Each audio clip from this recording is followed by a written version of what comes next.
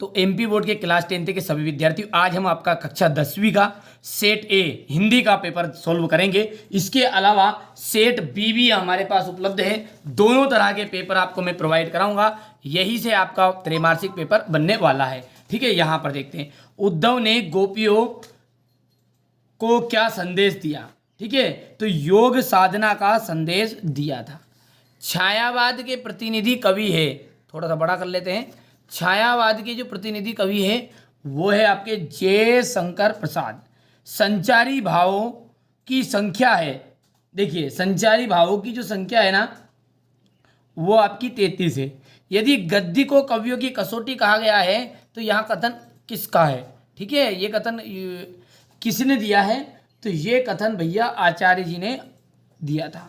ठीक है, और नेताजी का जो चश्मा पाठ की विदा है कहानी, मन्नू भंडारी ने के किस तरह से तंग आकर प्रिंसिपल ने उसके पिता को बुलवाया था। जो उसका आंदोलनकारी व्यवहार था मन्नू भंडारी जी का, ठीक है, उनके इस कारण से बर्ताव के कारण उनके पिता को बुलाया था। ठीक है, प्रिंसिपल ने।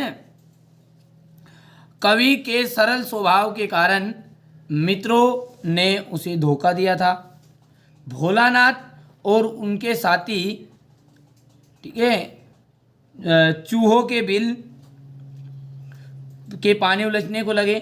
मन्नू भंडारी का जो जन्म है मध्य प्रदेश के रामपुरा की भानपुरा, तो भानपुरा गांव में हुआ था।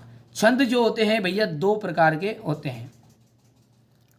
सूर की भक्ति कौन सी भाव की है, दास भाव की है। बाल गोविंद भगत कबीर जी के पद गाते हुए चलते थे। अब है क्वेश्चन नंबर 3 में आपकी जोड़ी, और ध्यान से समझना आप। ठीक है, दो तरह के प्रश्न पत्र बता रहा हूँ और दोनों ही आपके एग्जाम में 100% आने वाले हैं।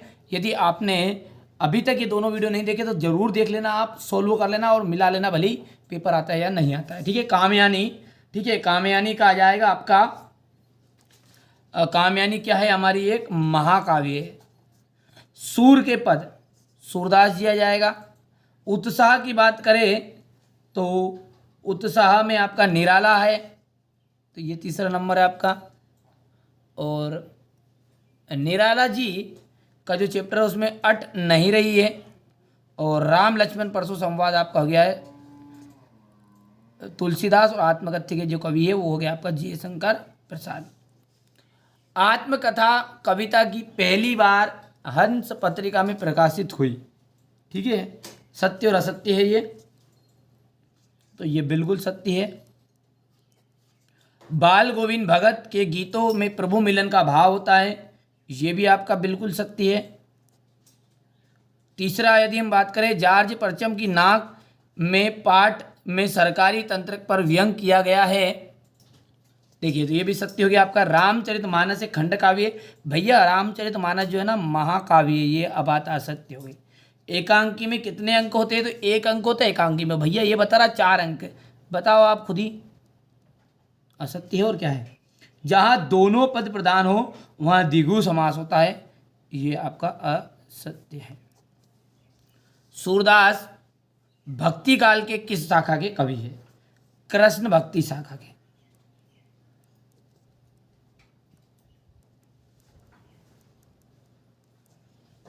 रामचरितमानस का प्रमुख छंद कौन सा है, चौपाई छंद।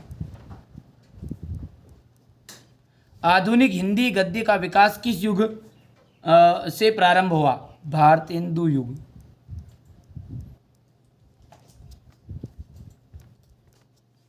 आत्मकथ्य कविता के कवि मधुप का प्रयोग किसके लिए किया, स्वयं के लिए।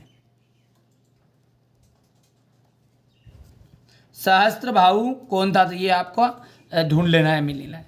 अब देखिए रीतिकाल जो है, रीतिकाल को का समय कब से कब तक माना गया है। भक्ति काल के प्रमुख 2 कवियों के नाम 100% दावा है। दोनों पेपर को याद करना पड़ेगा, ठीक है, तब जाकर आप अच्छे नंबर ले पाओगे। लेकिन ठीक है, एक पेपर को याद करोगे ना तो कुछ भी नहीं आना जाना है। दोनों तरह के पेपर को याद कर लेना, पूरी गारंटी। यदि अब की बार हिंदी का पेपर नहीं आता है ना तो आप चैनल को वो अनसब्सक्राइब भले ही कर देना, लेकिन एक बार जरूर भरोसा रखें, हिंदी का 100% आएगा। ठीक है। तुलसीदास जी की 2 काव्यगत विशेषताएं बताइए। सूर्यकांत त्रिपाठी निराला का साहित्य में स्थान। उद्धव, देखो थोड़ा सा बड़ा करते हैं, थोड़ा ज्यादा, हाँ, उद्धव के व्यवहार की तुलना किन किन से की गई है। परशुराम के क्रोध करने पर लक्ष्मण के ने धनुष टूट जाने के लिए कौन कौन से तर्क दिए। कवि आत्मकथा लिखने से क्यों बचना चाहता है। ठीक है, यहाँ पर कवि की जो आंख है वो फाल्गुन की सुंदरता से क्यों नहीं हट रही है। महाकाव्य और खंडकाव्य में 2 अंतर बताने हैं। आचार्य विश्वनाथ के अनुसार काव्य की परिभाषा देनी है। ठीक है, यहाँ से देखिए अतिशयोक्ति अलंकार की परिभाषा उदाहरण सहित, चौपाई छंद उदाहरण सहित, नाटक एकांकी किसे कहते हैं, गद्य किसे कहते हैं, स्वयं प्रकाश की रचनाओं का नाम बताइए, यशपाल जी की भाषा शैली बताना है। यहाँ से देख लीजिएगा बाल गोविंद भगत की चारित्रिक विशेषताएं। नेताजी सेनानी ना होते हुए भी चश्मे वाले को लोग कैप्टन क्यों कहते थे। मुहावरा और लोकोक्ति में कोई 2 अंतर। बच्चे माता पिता के प्रति किन अपने प्रेम को कैसे अभिव्यक्त करते हैं। यहाँ से देखिए क्वेश्चन नंबर 18 हो गया ये। यहाँ से आप क्वेश्चन नंबर जो 19 है ना, ये आप ध्यान से देख लीजिए। ठीक है, नाथ शंभु भंज निहारा, यहाँ से मैं आपको इसका सॉल्यूशन अच्छे से समझा रहा हूँ। ठीक है, तो आपका क्वेश्चन नंबर 20, 21, 22 और 23। ठीक है, यहाँ पर देखिएगा क्वेश्चन नंबर 21 तक तो मैं आपको समझा दूंगा संदर्भ प्रसंग, और ये 22 में यहाँ से, और ये 23, इस तरह से आपका पेपर है। चलिए क्वेश्चन नंबर 18 को अच्छे समझते हैं। यहाँ पर संदर्भ प्रसंग व्याख्या करनी है, भावार्थ सहित यानी व्याख्या करनी है।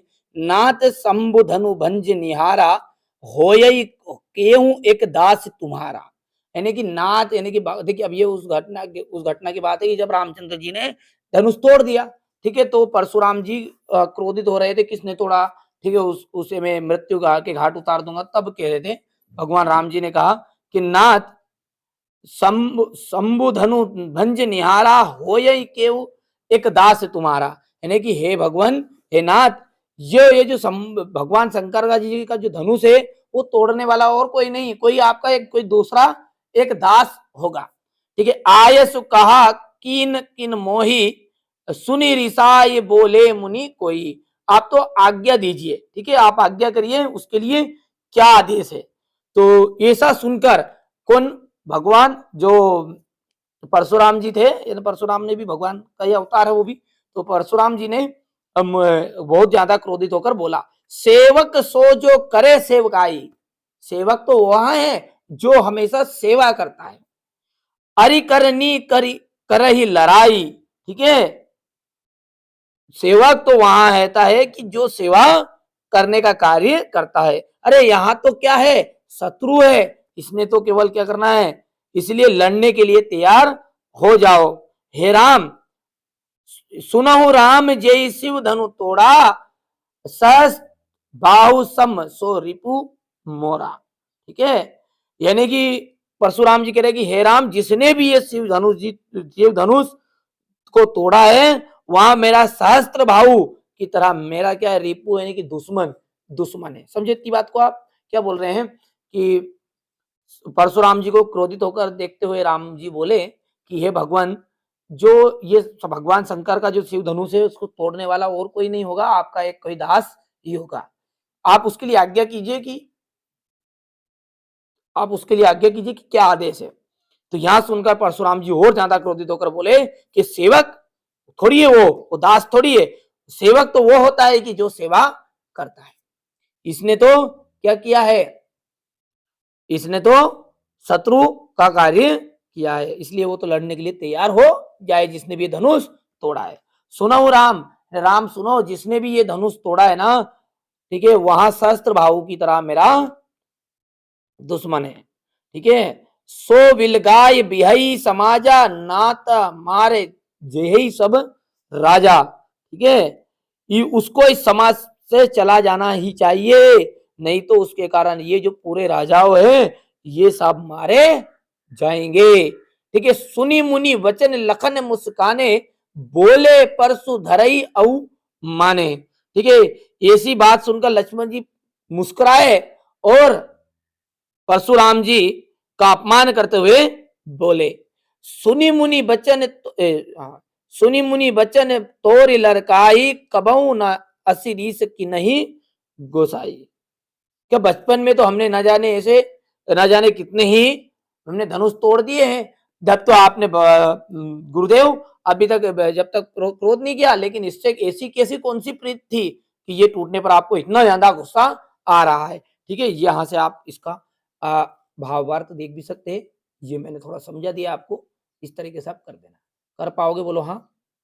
ये क्वेश्चन नंबर आपका 18 है। ठीक है, ये क्वेश्चन नंबर कौन सा है? 18 वाला था। चलिए, इसी के अथवा में है ऊधो तुम हो अति बड़भागी, अपरस सनह तगाते नाहिन अनुरागी। ठीक है, यहां से देखते हैं अब इसको। उदो वाला है ये, और यहां पर कह रहे हैं उदो, कौन कह रही है? गोपिया उद्धव जी से कह रहे हैं, उद्धव जी तुम तो बड़े ही भाग्यशाली हो।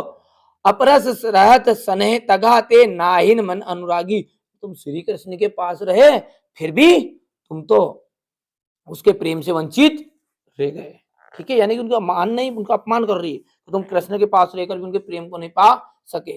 पुरहीन जल महा तेल की गगरी बूंद न ताको लागी, यानी कि जिस तरह तुम तो उसी तरह, ठीक है, तेल की गगरी की तरह, जैसे जिस प्रकार तेल की जो मटकी है पानी में पूरी तरह डूब जाती है, और वहां जब फिर भी पानी से मतलब तेल की भरी हुई गगरी में यदि कोई, जैसे तेल की मटकी पानी में पूरी तरह डूब गई फिर भी वहां पानी से दूर हमेशा रहती है। जैसे अपना तेल देता ना, वो हमेशा पानी पे मिलता नहीं, ऊपर आ जाता। तो यही बोल रहे हो उद्धव। गोपिया कह रहे कि गोपिया कह रहे उद्धव जी से कि उद्धव तुम तो उसी तरह से अछूत रहे जिस तरह तेल की जो पूरी गगरी है वो पानी में मिलाते ना, फिर भी वो तेल वो उस पानी में नहीं मिलता। उसी तरह तुम तो श्री कृष्ण के प्रेम से क्या हो? वंचित रह गए हो। ठीक है भैया, तो ये आप चाहो तो यहां से लिख सकते हैं, ये